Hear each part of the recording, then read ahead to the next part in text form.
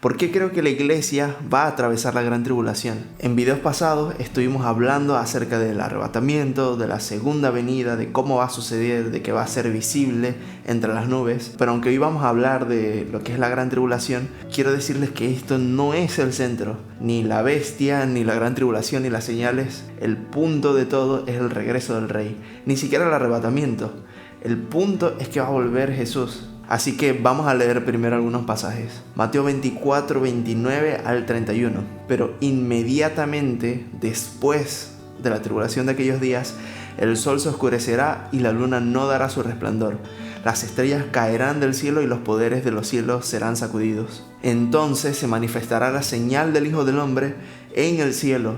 Y en ese tiempo harán duelo todas las tribus de la tierra, y verán al Hijo del Hombre viniendo sobre las nubes del cielo, con poder y gran gloria. Y Él enviará a sus ángeles con un gran sonar de trompeta, y ellos reunirán a los escogidos de Él de los cuatro vientos, desde un extremo del cielo hasta el otro. Jesús indicó de forma clara que Él vendrá visiblemente después de la gran tribulación. Y antes de responder la pregunta, primero necesito que hablemos de un tema muy importante, y es de quién es la iglesia, quiénes forman parte de la iglesia.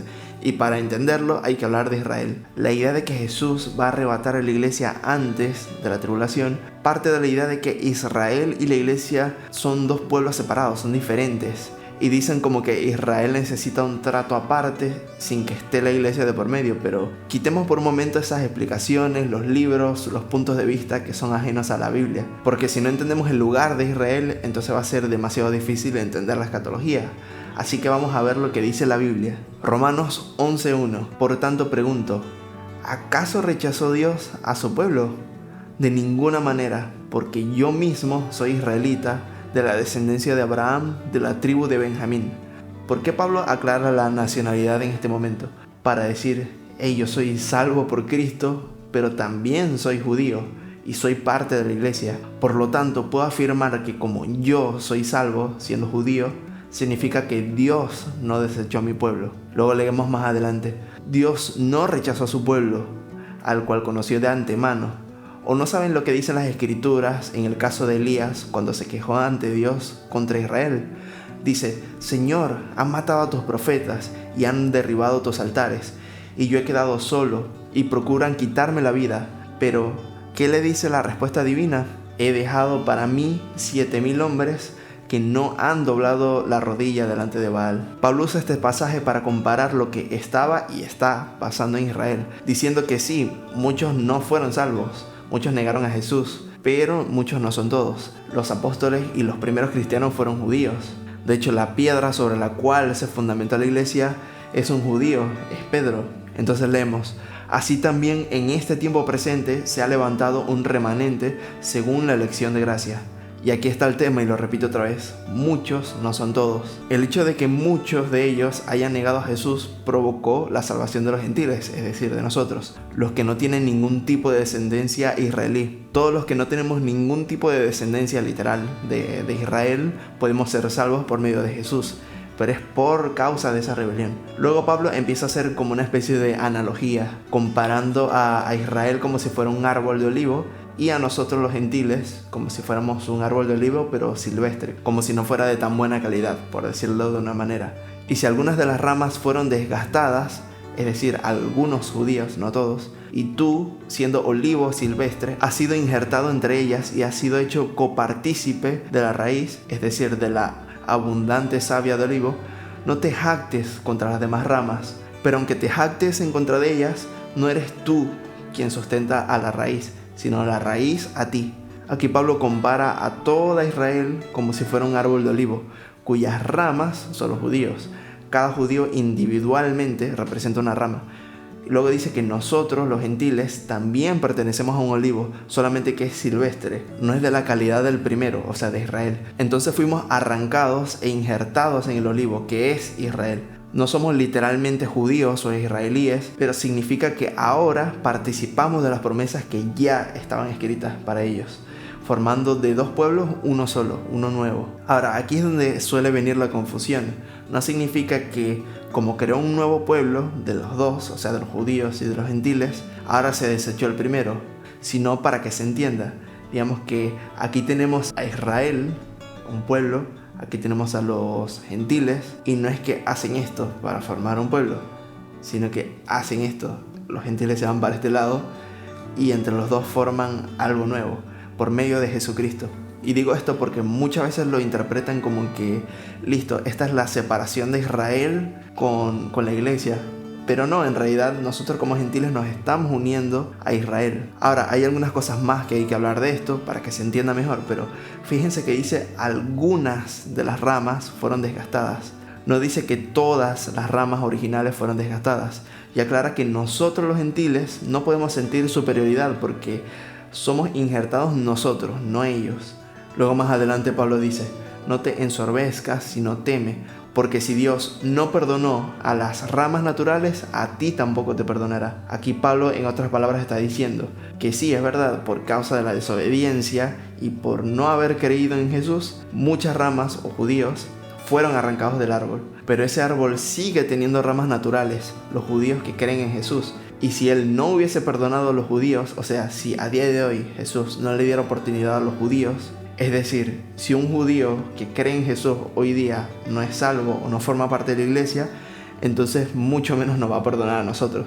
Más adelante dice, y ellos también, si no permanecen en incredulidad, entonces serán injertados, porque Dios es poderoso para injertarlos de nuevo. Pues si tú fuiste cortado del olivo silvestre y contra la naturaleza fuiste injertado en el buen olivo, ¿cuánto más estos que son las ramas naturales serán injertados en su propio olivo?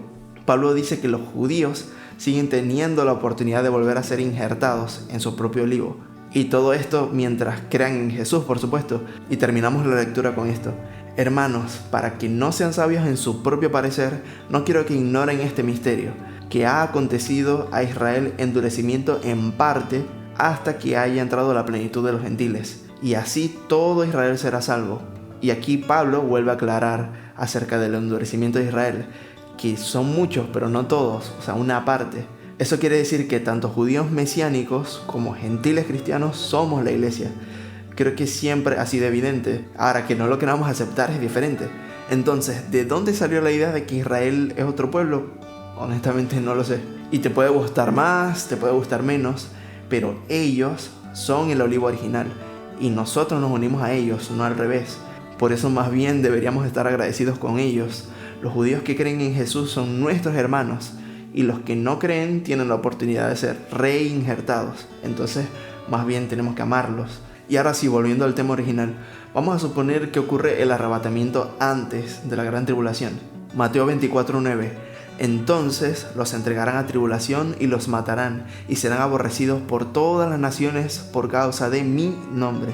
Haciendo esa suposición de que el arrebatamiento es antes de la tribulación, ¿quiénes son estos cristianos? Porque como ya vimos, tanto los judíos como los gentiles que creen en Jesús van a ser arrebatados. Si solo queda un grupo de judíos aquí en la tierra, entonces ya la iglesia no es un cuerpo, y es una contradicción bíblica. O se van todos los hijos de Dios o no se va nadie, porque no puedes dividir un cuerpo. Apocalipsis 12:17.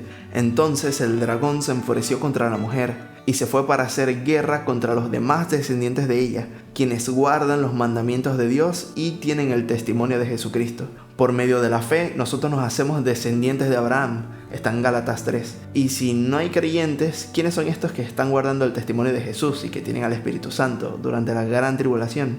Apocalipsis 6, del 9 al 11. Cuando abrió el quinto sello, vi debajo del altar las almas de los que habían sido muertos a causa de la palabra de Dios y del testimonio que ellos tenían.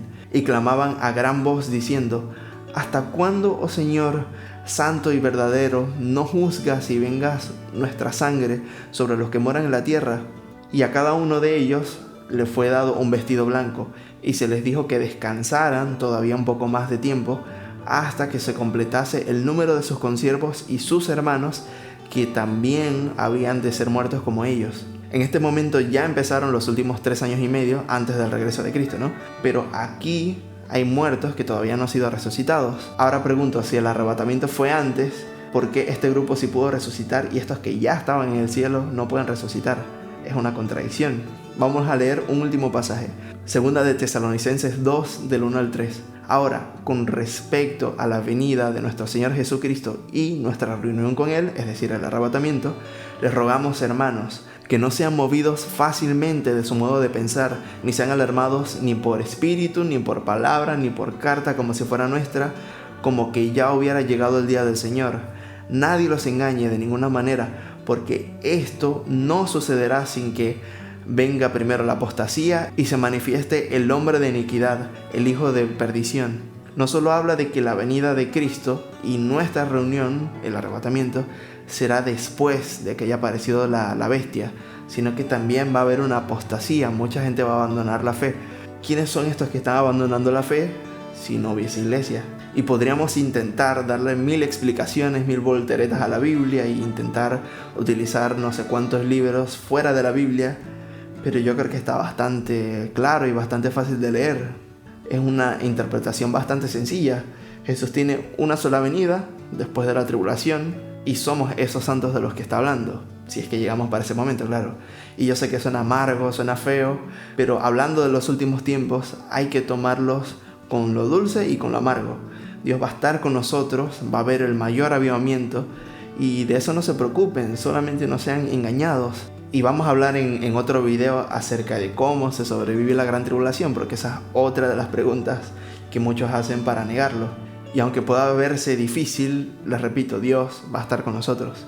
Yo les animo a profundizar, a no quedarse solamente con lo que oyeron en este video, sino tomar esos pasajes, tomar los cientos de pasajes, hay más de 150 capítulos que hablan de la segunda venida, y decirle al Espíritu Santo, revélame tu palabra. Y créanme que el que tiene hambre y el que tiene sed por entender, el Señor les va a revelar.